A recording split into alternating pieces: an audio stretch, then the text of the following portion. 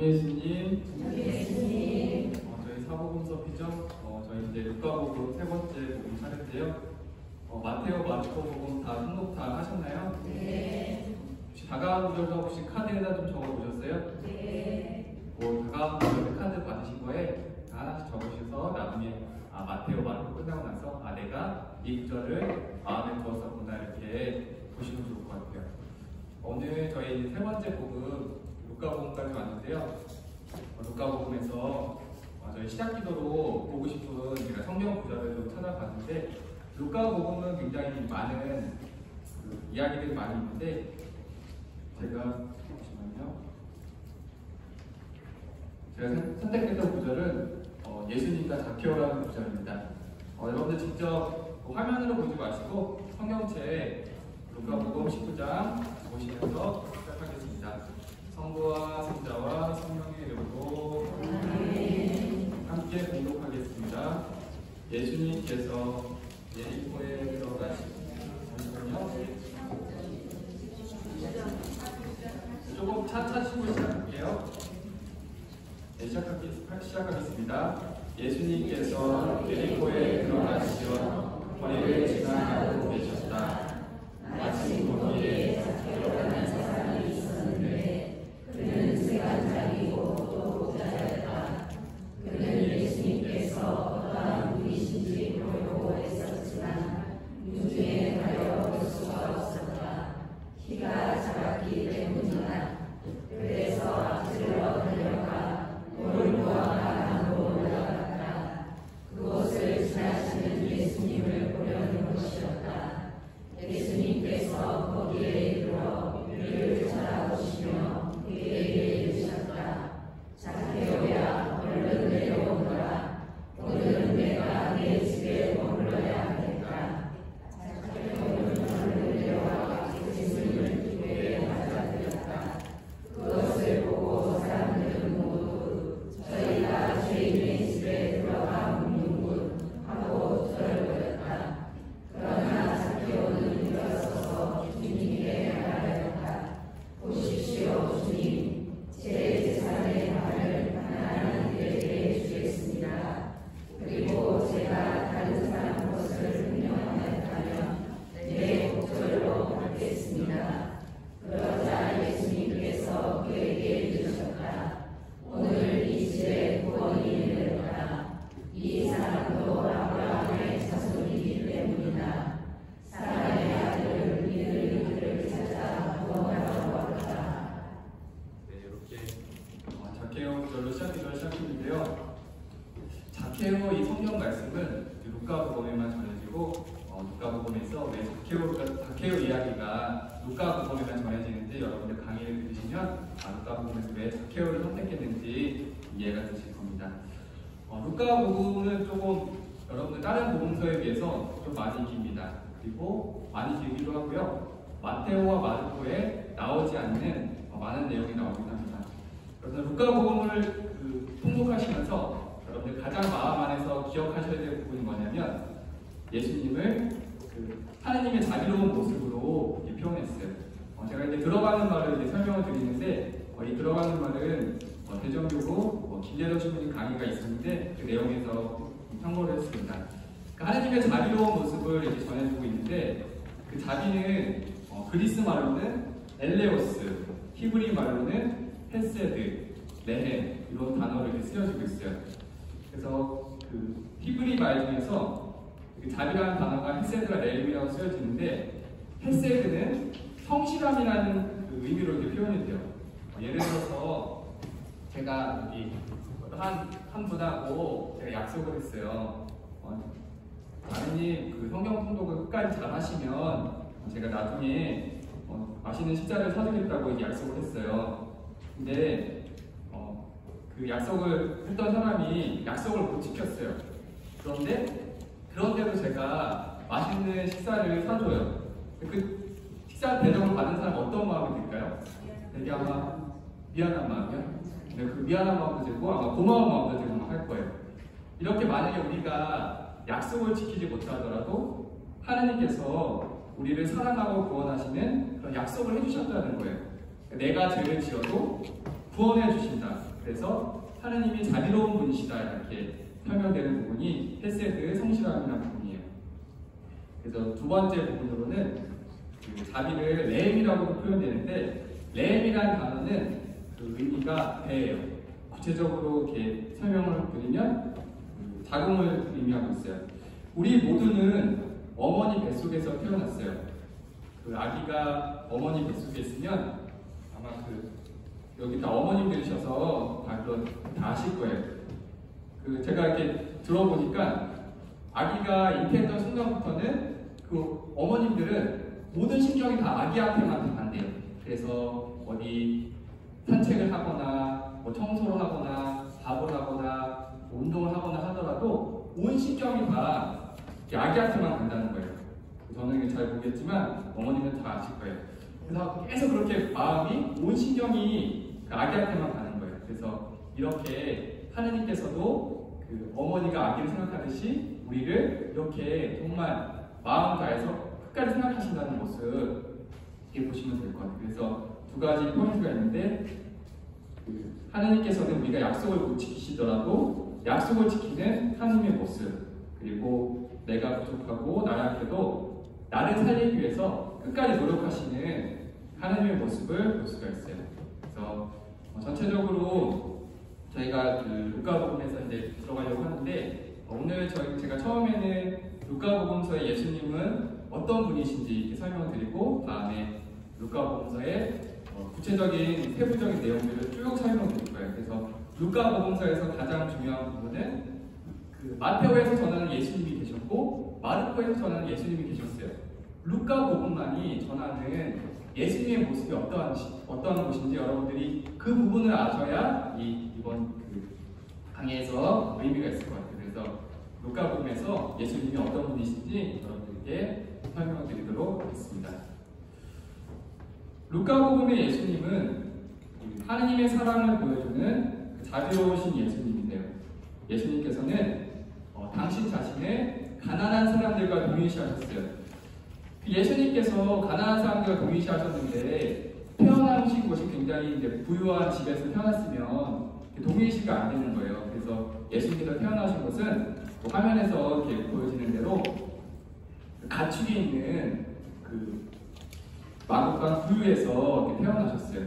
그래서 예수님이 부유에서 탄생하셨고 예수님께서 태어났을 때 가장 먼저 환영해줬던 사람 누구냐면 목자들이 와서 환영해줬어요. 그리고 예수님의 그 가정은 굉장히 가난했다는 것을 의미하는 게 뭐냐면 예수님을 봉헌하면서 바쳤던 제물이 뭐냐면 산비둘기 한 쌍, 굉장히 큰 제물을 바칠 수가 없어서 이렇게 작은 제물을 바쳤다는 것을 보면서 예수님이 정말 가난하게 지내셨구나. 그리고 세리자 요한의 제자들이 물어보셨어요. 그래서 예수님께서는 당신 자신이 이렇게 설명했어요. 가난한 이들에게 복음을 선포하고자 이 세상에 왔다라고 말씀하셨어요. 그래서 가난한 사람들에게 복음을 선포하신다고 하는 마음 우리가 잘 볼 수 있겠어요. 예수님께서는 이렇게 가난한 이들에게 굉장히 관심을 많으셨는데 구체적으로 그 내용을 좀 보려고 합니다. 마테오복음에서 행복선언이 있고요. 루카복음에서도 행복선언이 전해져요. 근데 마테오복음에서 보면은 행복하여라 마음이 가난한 사람들 하늘나라가 그들의 것이다. 그리고 루카복음에서는 좀 다르죠. 행복하여라 가난한 사람들 하나님의 나라가 너희 것이다. 루카에서는 정말 마음이라고 표현하지 않고 정말 가난한 사람들이라고 표현했어요. 그리고 가난한 사람들을 이렇게 표현을 했고 그리고 나서 루카복음은 마테오복음과 다르게 루카복음은 행복선언만 전해지는데 마테오복음에서는 불행선언도 전해져요. 불행선언 전해지는데 불행하여라 너희 부유한 사람들 너희는 이미 위로를 받았다라고 하면서 이렇게 행복선언과 불행선언을 이렇게 대칭적으로 써주면서 전해주고 있어요. 그래서 왜 가난한 사람들이 왜 행복할까? 그래서 가난한 사람들이 행복한 이유는 뭐냐면 하느님이 없으면 아무것도 아니다라는 마음을 갖고 있기 때문에 행복한 거예요. 부유한 이들은 재물이 많아서 불행한 게 아니에요. 부유한 사람들은 하느님이 필요하지 않기 때문에 그런 의미 때문에 불행하다 이렇게 하신 거예요. 예수님께서 말씀하신 의미가 있고요. 제가 한 가지 이야기를 드리면 한 몽골 선교사 그 신부님이 전해주신 내용이에요. 다음날 복음 말씀이 행복하여 가난한 사람들 이런 내용을 그날 다음 날이 복음이었어요. 그래서 가서 그 강론을 해야 되는데 보니까 그 몽골 사람들이 정말 가난한 거예요. 그래서 정말 이거 가난한 사람들한테 정말 행복하여라 가난한 사람들 이렇게 하려니까 말을 못 하시겠다고 너무나 고민이 되셨다고 막 하시더라고요. 그래서 너무나 고민 끝에 정말 가난한 사람들한테 어떻게 이렇게 행복하다고 전해줄 수 있을까 했는데 가서 이제 나누는데 이렇게 말씀해 주셨다고요. 여러분들 만약에 여러분들이 부유하시고 여유 있고 행복했다면 여러분들 이렇게 하느님 찾으러 왔겠냐고 물어보셨더니 그 사람들이 다 아니라고 다 대답한 거예요. 여러분. 그래서 우리가 우리 마음이 좀 정말 힘들고 어렵고 가난하기 때문에 오히려 우리가 하느님을 찾을 수 있는 순간이구나라고 전해주셨어요. 그래서 가난하다는 의미가 이렇게 우리에게 전해지고 있어요. 다음으로는 이제 구체적으로 그 모습을 볼 텐데요. 예수님께서는 가난한 이들을 향한 그런 자비로움을 보여주셨어요. 구체적인 내용으로는 이 역시도 루카복음에만 전해져요. 라자로와 부자의 비유에서 전해지는데 여기 보면은 그 그림에서 보면 왼쪽에서는 사람들이 이렇게 식탁에서 식사를 하는 장면이 보이고 오른쪽에는 그 라자로가 정말 되게 비참한 모습으로 몸에 종기가 있는 모습을 보여주고 있고 옆에서는 정말 얼마나 비참한 모습인지 모르겠어요. 옆에 그 개들이 그 종기를 핥고 있는 모습이에요. 굉장히 이제 고통스럽게 이렇게 살았던 모습을 보여주고 있는데 그 라자로는 부자의 식탁에서 떨어지는 그런 부스러기라도 먹고 싶었어요. 근데 부자가 어떻게 했어요? 부자는 응답하지 않았던 거예요. 그래서 부자는 이렇게 끝까지 응답하지 않았고 그 라자로의 그 이름의 의미가 뭐냐면 하나님께서 도우시기를 이런 의미가 담겨 있어요. 그래서 라자로는 이렇게 고통스럽게 살다가 죽었어요. 그리고 죽고 나서 천국의 행복한 삶을 살게 돼요. 또 역시 부자도 죽어서 붙였는데 부자의 결과는 어떻게 됐어요? 지옥에 영원한 고통을 맛보게 됐어요. 라자로에게 부자가 요청을 해요. 물 한 방울이라도 줬으면 너무나 좋겠다 이렇게 얘기를 하는데 물 한 방울도 부자에게는 전해질 수가 없었어요. 정말 부자는 물 한 방울도 받을 수 없는 그런 처지에 전해지고 있어요. 그래서 이 이미지가 얼마나 고통스럽고 불행한 이미지인지 되게 전해지고 있어요. 그래서 이 라자로의 복음에서 우리에게 전해지는 바가 뭐냐면 예수님께서 우리에게 경고하는 바가 아닌가 싶어요. 우리가 가난한 사람들과 재물을 나눠라 하는 의미로 우리에게도 전해지고 있습니다. 다음으로는 예수님께서 소외된 자들의 친구가 되는 모습을 보여주셨어요. 이 역시도 또 다른 복음에 나오지 않아 아까 처음에 우리 기록했던 자케오 복음인데 여기 보면은 그 자케오가 그 나무 위에 올라가 있죠. 자케오는 세간장이었어요. 세간장이 뭐냐면 그 세리들을 대표하는 사람이 있었어요. 그 세리는 세금 징수권을 갖고 있어서 사람들의 세금을 징수하는 역할을 갖고 있었어요. 근데 이 사람들이 세금만 단순히 거둔 게 아니라 세금에서 더 많은 세금을 걷어왔기 때문에 많은 사람들에게 지탄을 받는 사람들이었어요. 자케오의 이름이 뭐냐면 이게 남의 재물을 이렇게 갈취하던 사람이었는데 이름이 때묻지 않은 순진한 그렇게 이름이 있었던 거예요. 예를 들어서 우리 한국의 이름 중에서 예를 들어 어떤 사람 이름이 성실이에요. 근데 굉장히 불성실하게 살아요. 그러면 불성실하게 사는데 이름이 성실인 거예요. 그것처럼 자케오도 이름은 되게 순수한데 알고 보니까 되게 순수한 사람이 아니었던 거예요. 그런 의미가 있었어요. 친척들은 이렇게 자케오라는 이름을 줄 때 정말 순진한 사람으로 잘 지내면 좋겠다 그 의미를 담았었는데 결과적으로는 남을 괴롭히는 사람이 됐었던 거죠. 근데 이런 자케오는 이렇게 사람들에게 이제 지탄을 받는 사람이었어요. 그래서 지탄을 받는 사람이었고 죄책감과 열등감 속에서 살았었어요. 그런데 어느 날 예수님께서 오신다는 얘기를 듣게 돼요.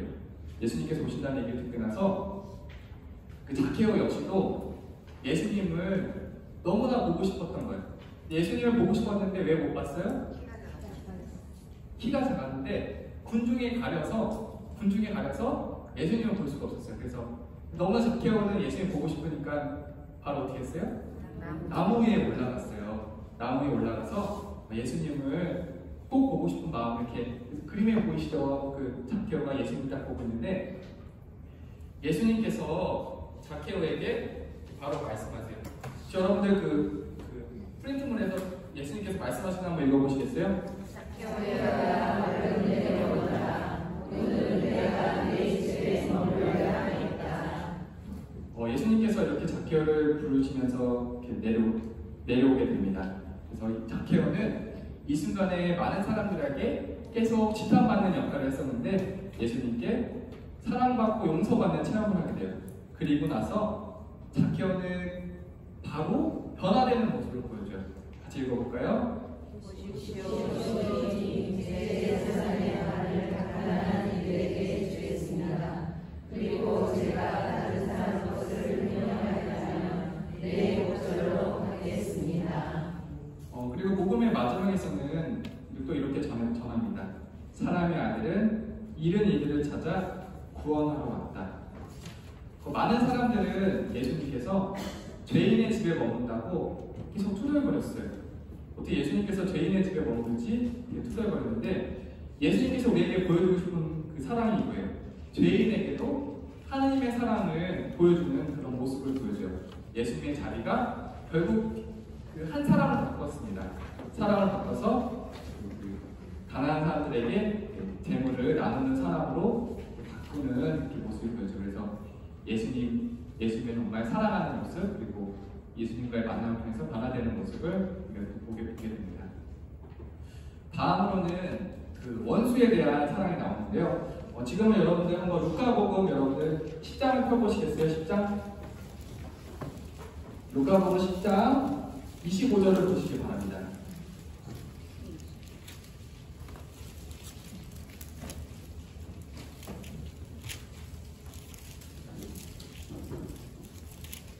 루카복음 10장 25절에서는 가장 큰 계명에 대한 이야기가 나와요. 그 착한 사마리아인의 비유 바로 전 말씀인데 율법 교사가 예수님께 다가와서 물어봐요.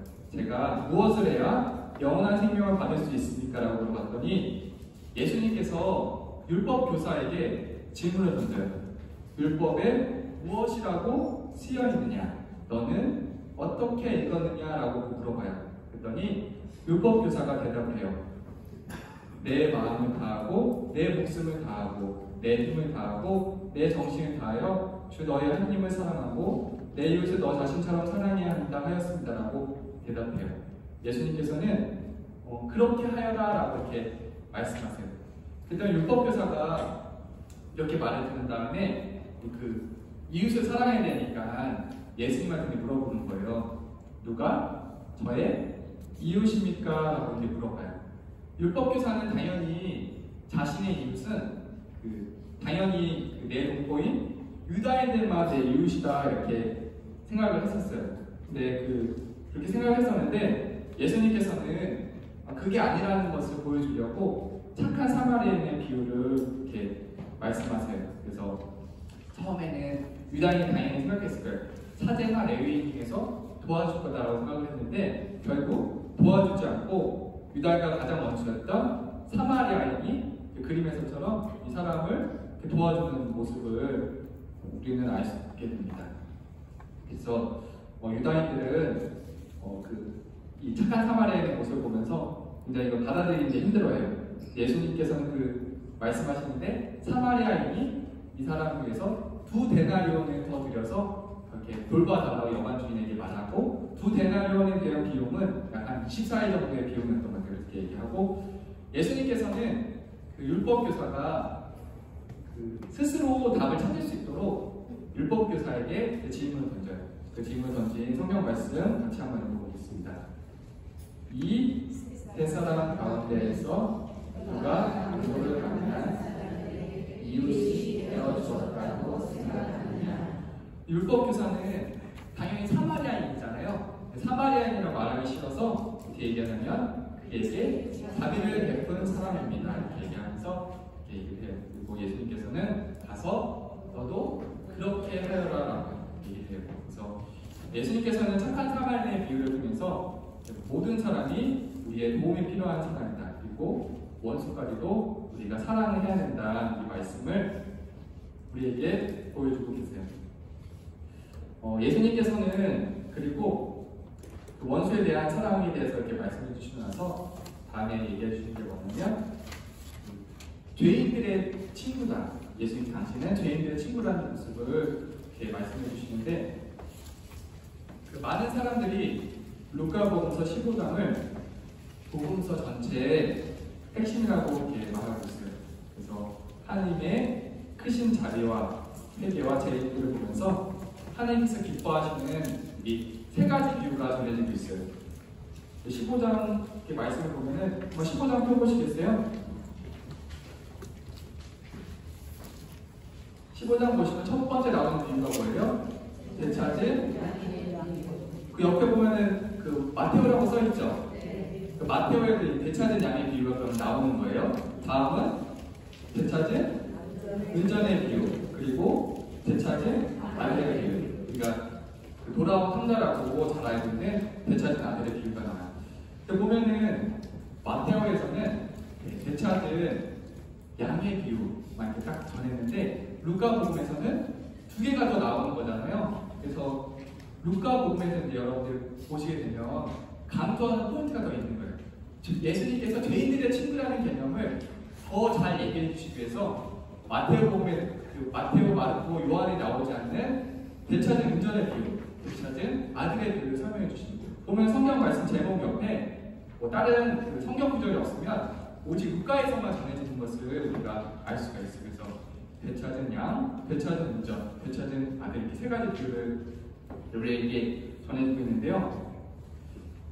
되찾은 양의 비유에서는 예수님께서 한 마리를 찾으시려고 어떻게 했어요? 99마리를 그대로 두고 이렇게 한 마리를 찾으러 가는 정말 그 한 마리를 꼭 찾으시려고 노력하시는 그 모습을 보여줘요. 그리고 되찾은 은전의 비유. 한 사람이 은전 하나 잃었는데 계속 그 은전을 막 찾으려고 굉장히 노력을 하는 거예요. 그래서 아마 그 은전을 찾으려고 그 은전보다 더 많은 돈을 들였는지도 몰라요. 그만큼 은전 하나를 찾으려고 그렇게 정말 소중하게 생각하는 모습을 보여주고 있어요. 그리고 그 핵심적인 그 내용, 되찾은 아들, 돌아온 탕자에 대한 내용을 보면은 그 탕자는 그 제멋대로인 그 아들의 기질에 대해서 우리가 전해주는 게 아니라 이 복음의 핵심적인 부분은 뭐냐면 아버지의 무한한 사랑, 무한한 사랑이 이렇게 초점이 맞춰 있어요. 여기 돌아온 탕자 여기 아마 성화 많이 보셨을 텐데 여기 성화에서는 지금 작은 그림이라서 잘 보이지 않는데 그 아버지가 보면은 아들을 얼마나 기다렸는지 눈이 거의 멀 정도로 먼 모습이 보여지고요. 그리고 그 아들을 이렇게 아들 어깨에 손을 대고 있는데 한 손은 아버지 손이고 하나는 어머니 손. 정말 하나님의 그 아버지, 어머니의 모습을 다 이렇게 보여주는 이렇게 모습이라고 볼 수 있겠어요. 그리고 그 오른쪽에는 아버지와 똑같은 옷을 입은 큰 아들이 그 작은 아들을 이렇게 뒤에 저게 내 동생이니까 하면서 이렇게 노력을 그리고 정말 그 되찾은 아들을 얼마나 고생했는지 이렇게 보세요. 신발도 막 다 떨어지고 옷도 막 다 떨어지고 아버지를 떠나서 굉장히 불행한 모습을 이렇게 보여주고 있어요. 구체적으로 이제 얘기해드리면 작은 아들은 아버지께 유산을 달라고 했어요. 근데 아버지가 작은 아들이 유산을 달라고 했을 때 아마 작은 아들이 그 유산을 받아서 잘 살 거라고 생각은 하지 못하셨을 거예요. 아마 얘가 잘 못 살 거라고 생각이 들었는데 그래도 작은 아들이 그냥 달라고 하니까 그 유산을 줬어요. 작은 아들은 그 유산을 받고 정말 방탕하게 살았어요. 얼마나 방탕하게 살았는지 이름이 탕자. 탕자의 의미가 뭐냐면 품행이 나쁘다. 그리고 지나치게 낭비하는 사람을 탕자라고 해요. 그 탕자가 됐는데 나중에는 재산을 다 쓰고 나서 그 돼지들이 먹는 열매 꼬투리로라도 먹을 게 없어갖고 먹는 이제 비참한 그 삶이 된 거예요. 그래서 어떻게 생각이 들었냐면, 아 그래, 아버지께 가서 종으로라도 써달라고 이제 아버지께 청해하지 않으면서 돌아가려고 이제 해요. 그래서 돌아가는데 집에 돌아와서 아마 그 아들은 아버지께 아마 가혹한 벌을 받거나 종으로라도 써줬으면 좋겠다는 마음이 들었는데, 근데 아버지의 그 모습을 보면서 굉장히 놀라게 돼요. 아버지는 그냥 그 아들에게 성경 말씀 보면은 자유를 상징하는 신발을 줬고 가족의 의미를 상징하는 좋은 옷과 반지를 줘요. 그래서 정말 그 아들이 돌아온 것 자체만으로도 너무나 기쁜 일이고 행복한 일이라고 하면서 잔치를 벌여요. 저는 여기서 아버지의 모습에서 그 의미를 두는 게 뭐냐면, 아버지가 얘야 너 왜 그렇게 했느냐고 한마디도 물어보지 않으시고 그저 그냥 돌아온 자체에 그냥 기뻐하시는 모습인 것 같아요. 그래서 정말 하느님 아버지 예수님의 모습을 잘 보여주고 생각하는데, 우리가 어떤 잘못을 저지르더라도 예수님께서는 그저 우리를 받아주시고 용서해 주시는 정말 후하신 아버지 개념. 그래서 여러분들 하느님이 정말 여러분들 각자 예수님에 대한 모습이 하느님에 대한 모습이 다 있을 텐데, 예수님께서 내가 뭐 잘못을 하면 받아주실까 내가 뭐 그런 생각을 하실 수가 있는데, 이 정말 예수님께서 하느님의 모습, 이런 모습이라는 것을 되찾은 아들을 통해서 우리에게 보여주고 있어요. 그래서 정말 여러분들이 하느님 아버지에 대해서 이 되찾은 아들을 보면서 아 정말 하느님이 이렇게 후하신 분이구나라고 보셨으면 좋겠어요. 그런 의미를 이 되찾은 아들을 통해서 우리에게 전해줬고요. 근데 아까 우리 그 신통났던 그 큰아들 있잖아요. 큰아들은 어떻게 저기 가서 제사를 탕진하고 온 그 아들을 이렇게 따뜻히 맞아주는 아버지를 보면서 아버지에게 얘기하잖아요. 저한테는 염소 새끼 한 마리도 안 줬는데 어떻게 저기 작은 아들 저렇게 하냐고 이렇게 따져 묻잖아요. 그랬더니 아버지는 또 큰 아들을 또 이제 너는 어떻게 뭐 작은 아들이 돌아오는데 어떻게 그런 말을 하냐 이렇게 또 말을 하지 않으시고, 또 아버지가 또 그냥 얼마나 따뜻하실지 몰라요. 뭐라고 말씀하시냐면, 여러분들 그 옷 쪽에 그 나오죠? 같이 한번 읽어볼까요? 얘야 늘 나와 함께 있고 내 것이 나를 해주시라. 너의 저항은 주었다가 다시 살아나고 내가 내렸다가 다시 찾았다. 너희 즐기고 기뻐해야 한다. 예수님께서는 이 말씀을 통해서 그냥 큰아들에게도 작은 아들이 돌아온 의미에 대해서 잘 설명해 줘요. 그래서 복음을 통해서 아버지는 그냥 돌아온 그 작은 아들을 기뻐하는 모습을 이렇게 보여줘요. 그래서 예수님께서도 우리가 하느님 아버지를 떠나더라도 정말 하느님 아버지가 눈이 멀 정도로 우리를 찾으신다는 것, 가슴 마음으로 찾으신다는 것, 그리고 다른 99마리를 두고라도 우리 한 마리를 찾으신다는 것, 그리고 돈을 막 다 쓰더라도 그 은전 하나를 찾으시는 하느님의 모습을 루카복음 15장을 통해서 전해주고 있어요. 그리고 다음을 보면은 예수님을 증언하는 사람들, 마지막 루카복음의 마지막에서는 예수님의 부활 가련 이야기로 이제 끝나게 되는데, 엠마오로 가는 두 제자의 이야기는 복음서 전체를 요약하는데 가장 좀 중요한 내용이에요. 예루살렘에서 엠마오로 가는 길은 약 한 11km 정도 떨어졌다고 해요. 그래서 가는 길에 있었는데, 지금 한번 루카복음 24장 펴보시겠어요?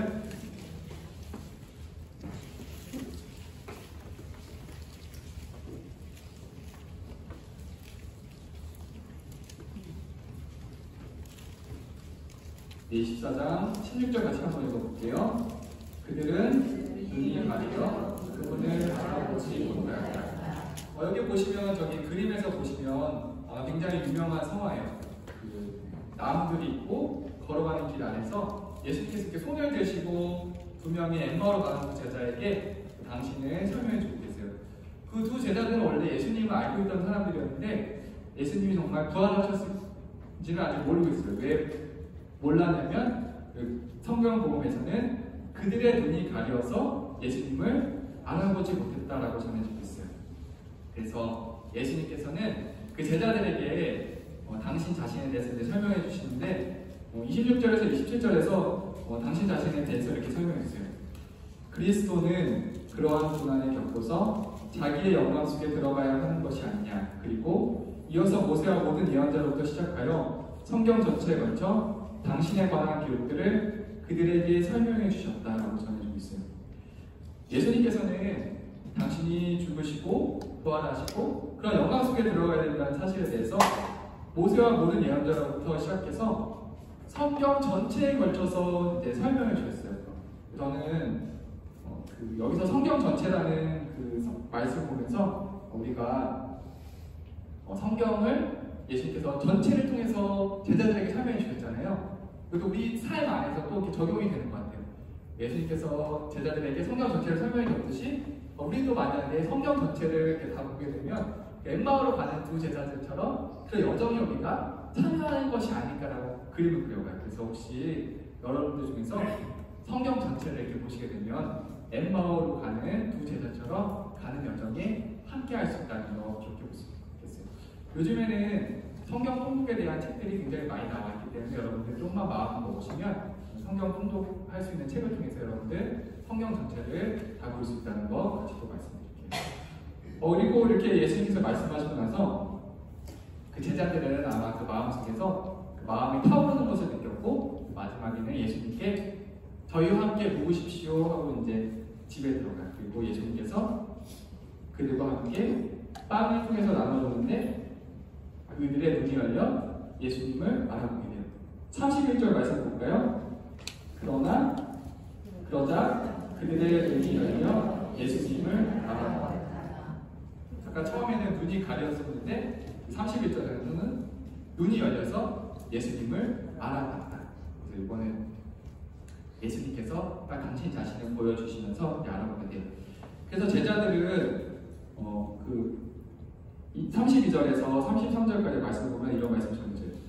길에서 우리에게 말씀하실 때는 성경을 풀이해 주실 때 우리 마음이 타오르지 않았던가. 그리고 여기서 좀 핵심적으로 볼 말씀이 뭐냐면 그들이 곧바로 일어나 예루살렘으로 돌아갔다. 그리고 가서 정녕 주님께서 살아나시어 시몬에게 나타나셨다라고 기전해요. 저는 여기서 좀 주목해 볼 부분이 뭐냐면 그들이 곧바로 일어났다. 엠마오의 두 제자는 저녁에 예수님을 알아보고 아침에 오기를 기다리지 않았어요. 그날 저녁에 바로 갈릴레아로 떠났어요. 예수님을 체험한 사람들은 이렇게 기다리지 않고 바로 전하는 거예요. 그래서 여러분들도 엠마오로 가는 두 제자처럼 예수님을 여러분들 만났으면 바로 전해야 되는 모습을 이 마지막 엠마오로 가는 두 제자를 통해서 그리고 잘 보일 수 있겠어요. 그리고 또 하나 또 기억해 볼 수 있는 게 여러분들 아마 성경 읽으실 때 마음에 다가오시고 이렇게 타오르신 적이 있으세요? 그렇게 경험 있으시면 그 순간에 엠마오로 가는 제자들이 예수님께 말씀을 듣고 타올랐던 것처럼 그 순간 여러분들도 예수님께서 우리에게 말씀해 주시는구나라고 생각하시면 될 것 같아요. 여기까지 우리가 이렇게 쭉 봤는데요. 루카복음에서 전해주는 예수님은 좀 정리를 해봤어요. 루카복음에서의 예수님은 정말 가난한 사람을 오셨고 소외된 사람을 이렇게 찾아가셨어요. 자기에게. 그리고 원수를 사랑해라 하는 모습을 보여주고 죄인들의 친구가 되는 모습을 보여주고 부활한 예수님이 오셔서 우리에게 당신 자신을 전해라라고 전해주고 있어요. 우리가 예수님의 모습을 보셨는데요.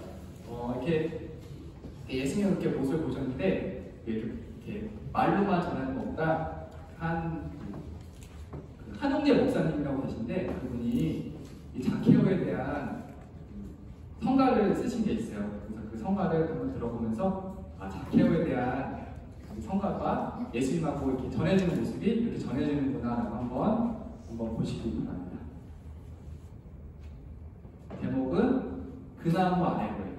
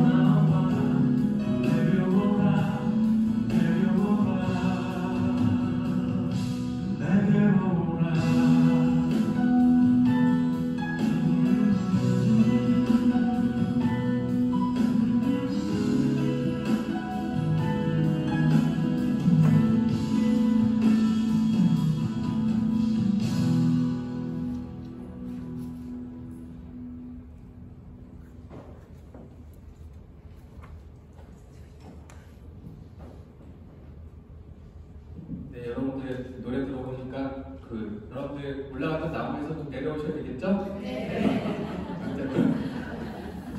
올라갔던 나무에는 먼저 올라가야 되고, 올라가시면 여러분들 아마 올라가시면 예수님께서 내려오라고 다 여러분들에게 얘기해 주실 거예요. 그 다음으로 이제 구체적으로 루카복음의 세부적인 내용에 대해서 여러분들에게 전해드릴게요. 루카는 루카복음서를 왜 썼을까? 왜 썼을까인데 루카복음 1장에 이렇게 전해드리고 있어요. 우리 가운데에서 이루어진 일들에 관한 많은 이야기를 엮는 작업에 많은 이가 손을 대었습니다. 그 3절에 존귀하신 테오필로스님, 이 모든 일을 처음부터 자세히 살펴본 저도 귀하께 순서대로 적어드린 것이 좋겠다고 생각했습니다. 이는 귀하께서 배우신 것들이 진실임을 알게 해드리는 것입니다. 라고 이렇게 전해주고 있어요. 여기서 테오필로스, 이 테오필로스라는 그 사람의 그 의미가 중요한데요. 테오스가 뭐냐면 하느님, 그리고 필로가 사랑. 그래서 하느님을 사랑하는 사람이에요. 테오필로스는. 그래서 루카복음은 예수님의 그 행적과 말씀을 하느님을 사랑하는 사람 테오필로스에게 잘 알고 믿게 해드리려고 이렇게 적은 거예요. 근데 처음에는 이렇게 테오필로스를 위해서 이렇게 적었는데 단순히 테오필로스만 이렇게 보는 게 아니라 지금 2000년이 지난 우리도 지금 루카복음을 이렇게 보고 있잖아요. 단순히 테오필로스 한 사람만을 위한 게 아니라 모든 신앙을 위한 그 복음서를 적은 거예요. 그래서 테오필로스라는 인물을 내세워서 모든 일을 위한 복음서를 적은 겁니다. 그리고 당시 그리스도교 상황들이 루카에 대한 저술 동기를 부여했는데요. 예수님과 함께 했던 사람들이 시간이 지나면서 하나둘씩 세상 떠났어요. 그래서 그들의 생생하고 귀중한 증언들이 소멸되고 있었어요. 그래서 그 복음의 내용이 오해가 되는 상황들도 발생하게 되었어요. 근데 신앙을 받아들인 지 얼마 안 되는 사람들은 혼란을 겪게 되었어요. 그래서 3절에 처음부터 자세히 살펴보고 순서대로 기록해서 더 많은 사람에게 체계적으로 신앙교육 자료로 삼고자 했어요. 그리고 이미 그 4절에 보면 이미 귀하께서 배우신 것들, 그래서 처음에는 그 테오필로스에게 교리를 가르쳤던 거예요. 그래서 가르쳤던 내용을 다시 한번 정리를 한 거예요. 그래서 이 복음서는 재교육과 심화 교육을 위한 교리서라고 볼 수가 또 있습니다.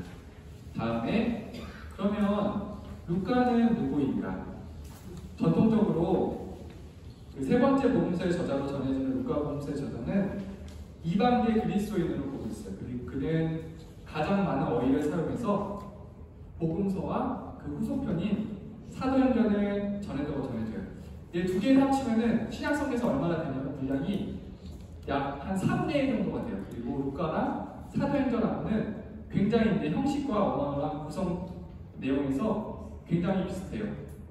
그리고 이 보면은 그 내용에서 그 저자의 신원을 알 수 있는 내용에서 보면은 콜로새서 4장 14절 그 화면 보실까요? 사랑하는 의사 루카 데마스가 여러분에게 인사합니다. 그리고 필레몬서 24절에 보면 나의 형제자들이 마르코와 데마스와 루카가 그대에게 인사합니다. 그리고 티모테오 2서에 보면 루카만 나 바울과 함께 있습니다라고 하면서 바울과 함께한 사람이 아닌가라고 이렇게 전해주는데, 이렇게 보면은 여기 아까 처음에 콜로새서에 보면 의사라고 이렇게 적혀 있는데, 그래서 의사라는 내용이 나와서 저자가 의사학과라고 생각을 하는 사람들도 있는데 아직 결정적인 특징을 하고 볼 수는 없어요. 그래서 약간 사도행전과 같은 저자라고 하는데, 사도행전 그 1장 1절에서 1절을 보면은 그 7쪽에서 보면 테오필로스님 첫 번째 책에서 저는 예수님의 행동과 가르침을 처음부터 다 다루었습니다. 이렇게 1장 1절에서 이렇게 시작을 해요. 그래서 루카복음과 사도행전은 이렇게 공통된 거예요. 그래서 루카도 쓰고 사도행전도 썼구나라고 우리가 보게 돼요. 그래서 구체적으로 그 루카복음 아까 1장 1절에서 3절을 보면은 처음부터 목격자로서 말씀에 종이 된 이들이 우리에게 전해준 것을 그대로 엮은 것입니다. 그래서 처음에 예수님의 목격자들은 1세대, 그리고 2세대들은 선대 저술가들, 그리고 3세대는 루카복음 사가예요. 그래서 마지막에 저도 귀하게 그 선대 저술가들이 적어놓은 것들을 귀하게 순서대로 적어드리는 것이 좋겠다고 생각했습니다 하면서 전해지는 거예요. 그래서 루카복음 사가는 이렇게 전해진 것들을 받아서 정리했기 때문에 루카는 예수님을 아마 못 봤을 것이 거의 분명해요. 근데 학자들 그 사이에서는 가끔씩 이런 얘기를 전해줘요. 루카가 성모님의 그 초상화를 그린 그 옛 전승이 막 이렇게 전해져 내렸는데 이건 확정되지 않았어요.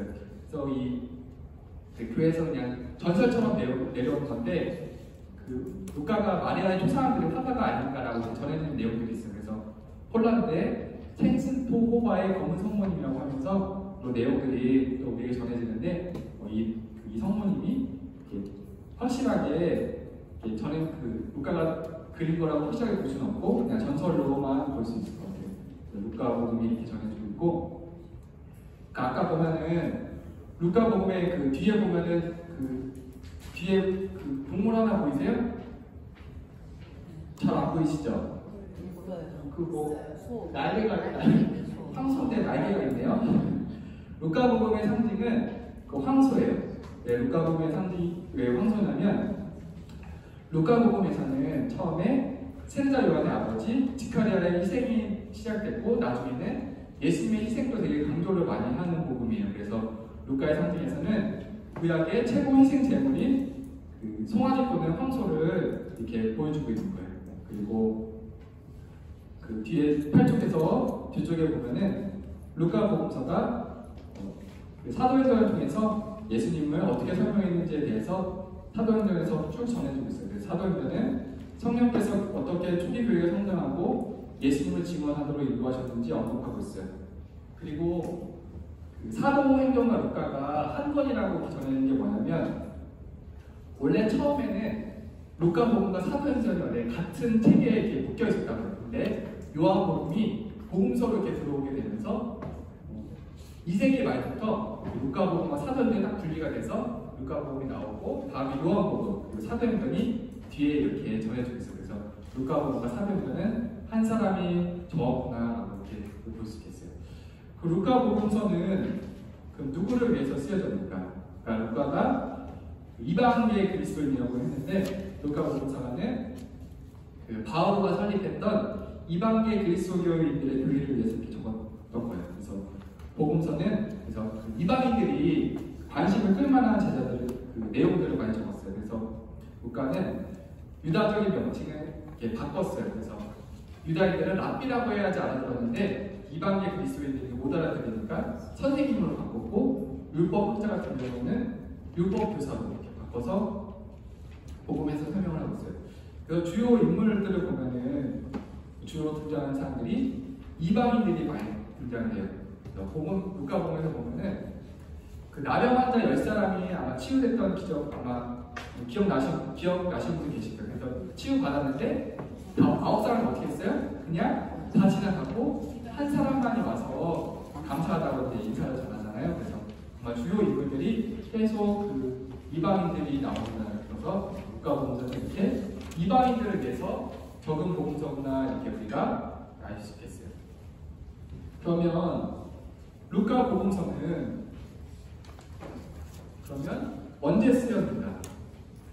루카복음서는 그 마르코 복음서를 기초로 삼아서 적은 거예요. 마르코 복음서가 우리가 지금 학자들 연구해 보니까 65년에서 70년경에 쓰여졌다 이렇게 보고 있어요. 그리고 그쪽에서 보시면 19장 43절에 보면은 그때가 너에게 닥쳐올 것이다. 그러면 너의 원수들이 내 공격주택을 쌓은 다음 너를 에워싸고 사방에서 조여될 것이다. 이렇게 보면서 21장 20절에 보면 예루살렘이 적군에게 포위된 것을 보거든 그곳이 황폐해질 때가 가까이였음을 알아라 하면서 저자는 예루살렘이 파괴했던 사건들을 알고 있었던 거예요. 그래서 이 사실을 알고 있었던 걸 보니까 루카복음서는 한 80년에서 90년경 사이에 한 85년경에 쓰여지지 않았을까라고 우리가 보고 있는 거예요.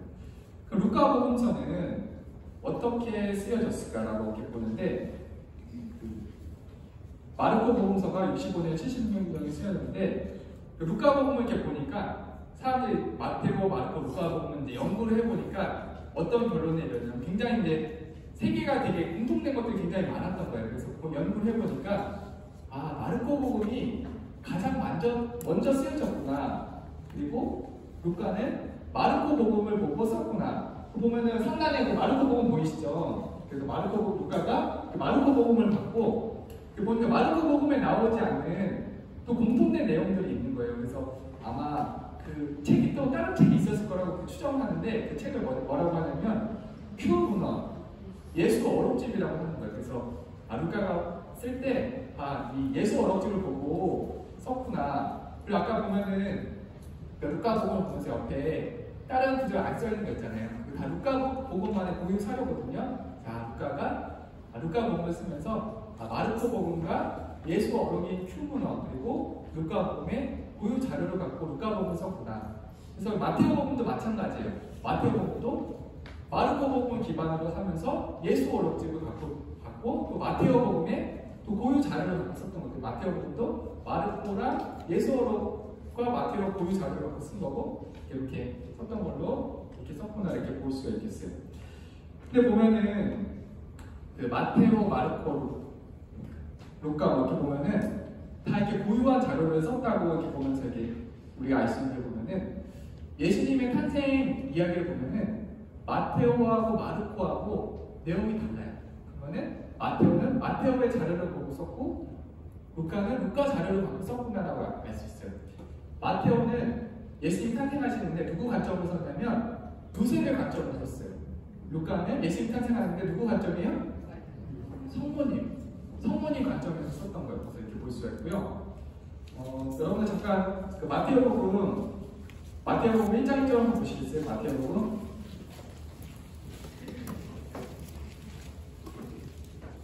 마테오복음 1장 1절에 보면은 다윗의 자손이시며 아브라함의 자손이신 예수 그리스도의 족보라고 나와요.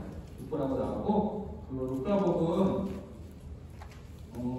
3장 38절에 보면은 그 어떻게 나오냐면은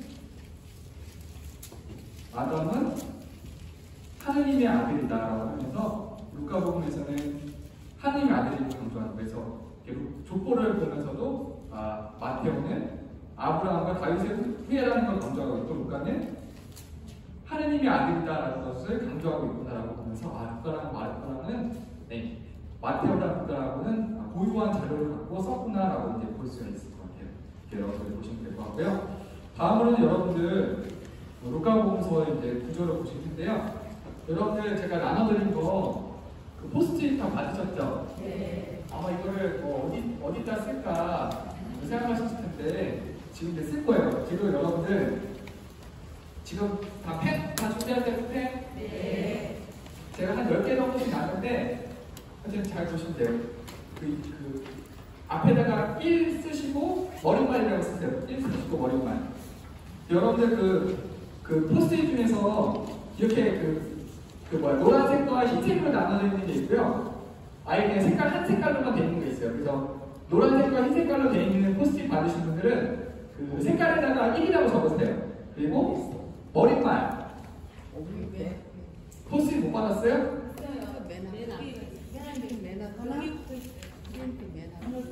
네, 다 저기 포스트잇 다 받으시고 다 쓰세요 지금. 네, 1 머릿말 쓰셨어요? 네. 다음 2 출생과도 미연기 적으세요.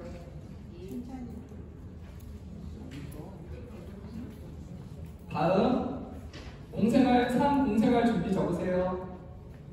못 적었는데요. 지금 화면에 있어요.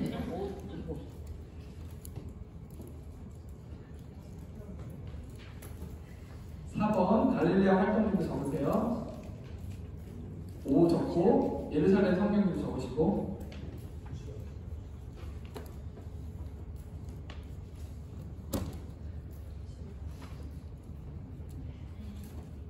6 적으시고 예루살렘 활동률도 적으시고요.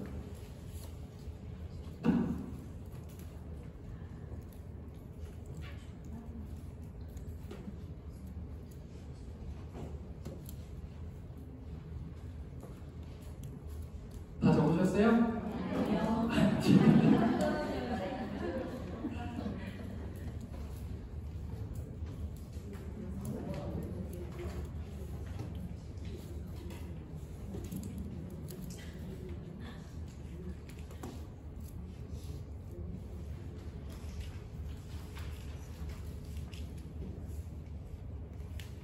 그리고 여러분들 이거 아마 이렇게 10개씩 정도 나눠드렸는데 남은 것들을 한 10개를 나눠드렸으면 4개가 남잖아요.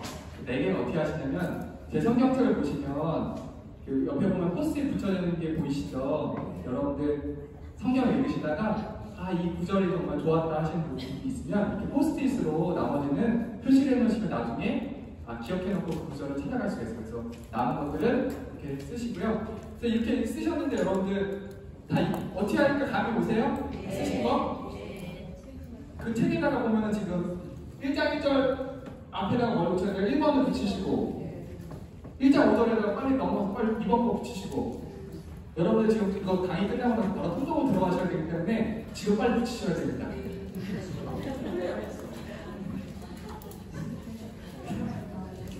3번 3장 1절 앞에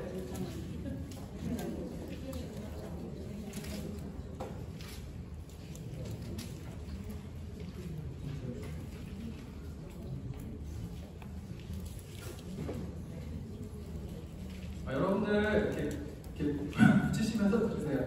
제가 이 구조를 하면서 왜 이렇게 하냐면 여러분들 어디 장소랑 지점 갈 때 어떤 표시한 지도가 있으면 여러분들 어떻게 쉽게 찾아갈 수가 있잖아요. 여러분들 성경 통독을 하시다 보면은 그 예수님의 그 행적을 쭉 가시는데 딱 예수님과 그 행적들이 그 큰 주제가 우리가 딱 잊어버리면서 가요. 그래서 여러분들 저 표시를 해놓으시면은 예수님이 탄생하시는 때구나. 지금이 예수님은 공생활 준비하시는 때구나. 갈릴레아 활동하시는 때구나. 예루살렘 상경비는 예루살렘으로 올라가고 계시는구나. 라고 이제 우리가 알 수 있어요. 그리고 마지막 예루살렘 활동기구나라고 볼 수 있어요. 여러분들 붙이시면서 들으시면 될 것 같아요. 머릿말에서는 젖을 목적에 대해서 이렇게 전해지고 있고요. 이번 출생과 유년기에서는 세례자 요한과 예수님의 그 내용들이 대칭적으로 나와요. 그래서 요한과 관련된 사건들은 항상 예수님보다 먼저 나오고요. 그래서 요한이 예수님의 길을 준비하고 있구나라고 우리는 알 수 있겠어요. 준비하고 있구나 알 수 있고, 요한과 예수님의 관계에 대해서 우리가 명확하게 알 수 있고요. 3번 공생활 준비.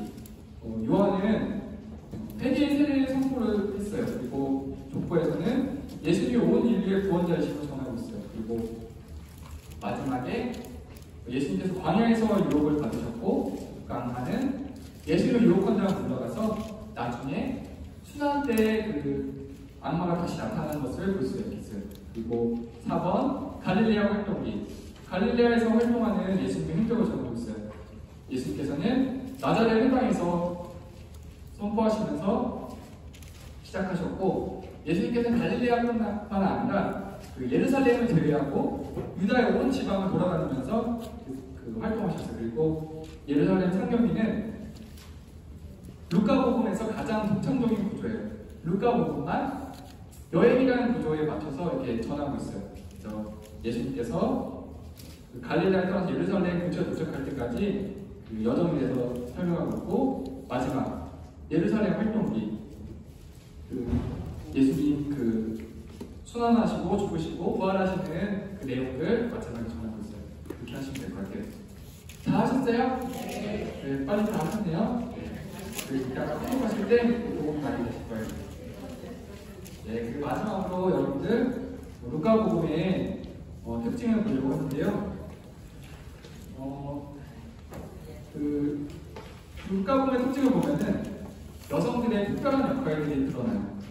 그 당시 1세기의 여성들은 거의 교육을 받지 못했고 공적 생활에서 역할을 거의 하지 못했었는데,